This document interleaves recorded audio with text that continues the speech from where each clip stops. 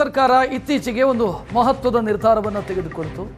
ಹಿಂದುಳಿದ ಮತ್ತು ಪರಿಶಿಷ್ಟ ಜಾತಿ ಪಂಗಡದ ಮಠಗಳಿಗೆ ಬೆಂಗಳೂರಲ್ಲಿ ಭೂಮಿ ಮಂಜೂರು ಮಾಡುವಂತ ನಿರ್ಧಾರ. ಈಗ ಆ ನಿರ್ಧಾರಕ್ಕೆ ಸಂಬಂಧಿಸಿದಂತೆ 9 ಷರತ್ತುಗಳನ್ನು ಹಾಕಿದೆ ಸರ್ಕಾರ. ಬೆಂಗಳೂರು ಉತ್ತರದ ರಾವುತನಹಳ್ಳಿಯಲ್ಲಿ ಭೂಮಿ ಮಂಜೂರು ಮಾಡೋದಕ್ಕೆ ಹೊರಟಿದೆ ಸರ್ಕಾರ. 9 ಷರತ್ತುಗಳನ್ನು ವಿಧಿಸಿದೆ. 9ರಲ್ಲಿ 1 ಷರತ್ತು ಉಲ್ಲಂಘನೆಯಾದರೂ ಕೂಡ ಭೂಮಿಯನ್ನು ವಾಪಸ್ ಪಡ್ಕೊಳ್ತೀವಿ. ಸುಮಾರು 22 ಮಠಗಳಿಗೆ 52 ಎಕರೆ ಭೂಮಿ ಮಂಜೂರು ಮಾಡಿದೆ.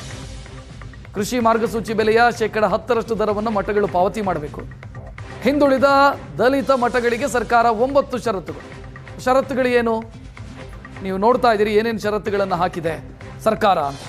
9 ಷರತ್ತುಗಳು. ಈ ಷರತ್ತು ಉಲ್ಲಂಘನೆಯಾದರೆ ನಾವು ಭೂಮಿಯನ್ನು ವಾಪಸ್ ಪಡೆಯಬಹುದು, ಕೊಟ್ಟಿರೋ ಭೂಮಿಯನ್ನು ಸರ್ಕಾರ ವಾಪಸ್ ಪಡೆಯಬಹುದು ಅನ್ನೋದನ್ನು ಕೂಡ ಉಲ್ಲೇಖಿಸಲಾಗಿದೆ.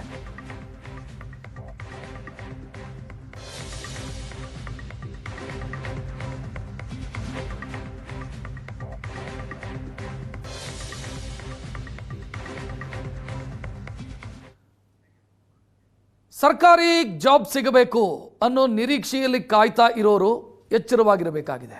ಯಾಕಂತಂದ್ರೆ ನೀವು ಸರ್ಕಾರಿ ಕೆಲಸದ ಕನಸನ್ನು ಕಂಡ್ರೆ ನಿಮ್ಮ ಕನಸೇ ವಂಚಕರ ಬಂಡವಾಳ. ಕೆಲಸ ಕೊಡಿಸೋ ನೆಪದಲ್ಲಿ ಕೋಟಿ ಕೋಟಿ ವಂಚನೆಯ ಮಾಡಿದ್ದಾರೆ. ಸರ್ಕಾರದ ಎಲ್ಲ ಇಲಾಖೆಗಳಲ್ಲಿ ಕೆಲಸ ಕೊಡಿಸ್ತೀವಿ ಅಂತ ಹೇಳಿ ವಂಚನೆಯಾಗಿರೋದು. ರಾಜ್ಯದಾದ್ಯಂತ ನಿರುದ್ಯೋಗಿಗಳಿಗೆ ಕೆಲಸ ಕೊಡಿಸೋ ಆಮಿಷ ಒಡ್ಡಿ ಲಕ್ಷ ಲಕ್ಷ ಹಣ ಪಡೆದು ವಂಚಿಸಿದ್ದಾರೆ. ಸುಮಾರು 11 ಮಂದಿ ವಂಚಕರ ವಿರುದ್ಧ ಪ್ರಕರಣ ದಾಖಲಾಗಿದೆ. ಜಯಸಿಂಹ ಎಂಬುವರಿಗೆ ವಂಚಿಸಿದ ಸಂಬಂಧ ದೂರು ದಾಖಲಾಗಿದೆ. ಹೈಕೋರ್ಟಲ್ಲಿ ಕೆಲಸ ಕೊಡಿಸ್ತೀವಿ ಅಂತ ವಂಚನೆ ಮಾಡಿರೋದು. ನಕಲಿ ದಾಖಲೆಗಳನ್ನು ಕೂಡ ಈ ಗ್ಯಾಂಗ್ ರೆಡಿ ಮಾಡಿತ್ತು. ಬಸವೇಶ್ವರನಗರ ಪೊಲೀಸ್ ಠಾಣೆಯಲ್ಲಿ ಇದಕ್ಕೆ ಸಂಬಂಧಿಸಿದಂತೆ ಪ್ರಕರಣ ದಾಖಲಾಗಿತ್ತು. ಒಬ್ಬರಿಗೆ ವಂಚನೆ ಮಾಡಿದ ಕೇಸಿಗೆ ಸಂಬಂಧಿಸಿದಂತೆ 11 ಮಂದಿಯ ವಿರುದ್ಧ ಈಗ ಕೇಸ್ ಆಗಿದೆ. ಇನ್ನು ಈ ಜಾಲ, ಈ ಗ್ಯಾಂಗು ರಾಜ್ಯದಾದ್ಯಂತ ಜನರಿಗೆ ಮೋಸ ಮಾಡಿದೆ.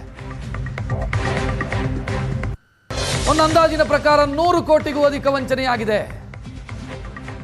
ರಾಜ್ಯದಲ್ಲಿ ಕೆಲಸ ಕೊಡಿಸ್ತೀವಿ ಅಂತ ಚಿಕ್ಕಬಳ್ಳಾಪುರ, ಮಂಡ್ಯ ಇಲ್ಲೆಲ್ಲ ಕಡೆ ಈಗ ಪ್ರಕರಣ ದಾಖಲಾಗಿದೆ. ಹೈಕೋರ್ಟಲ್ಲಿ ಕೆಲಸ ಕೊಡಿಸ್ತೀವಿ, ವಿಧಾನಸೌಧದಲ್ಲಿ ಕೆಲಸ ಕೊಡಿಸ್ತೀವಿ ಅಂತೆಲ್ಲ. ಇನ್ನು ಈ ಗ್ಯಾಂಗ್ ಏನಿದೆ, ಇದು ಆಲ್ರೆಡಿ ಒಮ್ಮೆ ಜೈಲಿಗೆ ಹೋಗಿ ಬಂದಿರುವಂಥ ಗ್ಯಾಂಗ್. ವಂಚನೆ ಮಾಡಿ ಹೊರಗೆ ಬಂದು ಮತ್ತೆ ಅದೇ ಕೆಲಸ ಮಾಡ್ತಿದೆ. 11 ಜನ ವಂಚಕರ ತಂಡ. ಆರೋಪಿಗಳ ಫೋಟೋಗಳನ್ನು ನೋಡ್ತಾ ಇದ್ದೀರಿ.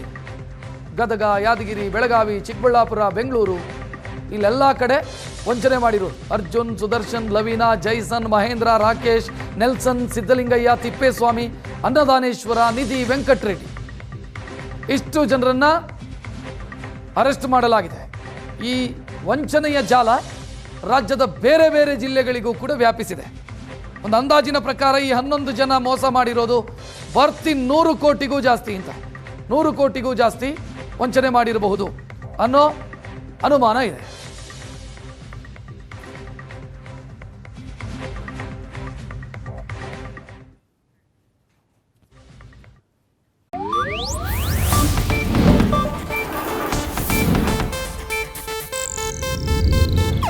ಇದು ಏಷ್ಯಾನೆಟ್ ನ್ಯೂಸ್ ನೆಟ್ವರ್ಕ್ ಪ್ರಸ್ತುತಿ.